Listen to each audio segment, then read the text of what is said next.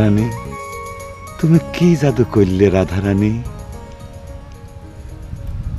আমি যে শয়নে স্বপনে জাগরণে খালি তোমারই দেখি। এসব কি করছেন বারেক কাকা?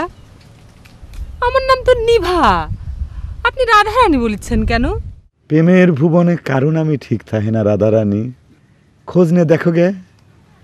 হয়তোবা রাধার নামও নিভা কিংবা আভা ছিল। শ্রীকৃষ্ণের প্রেমে পড়ে সেই নিভা কিংবা আভা রাধারানী হয়ে গেছে। কিন্তু বারেক চাচা, আপনাকে যে আমি চাচা কয়ে ডাকিচ্ছি। সত্যি কিংবা মিথ্যে ফাইনাল করে খবর পারবো না।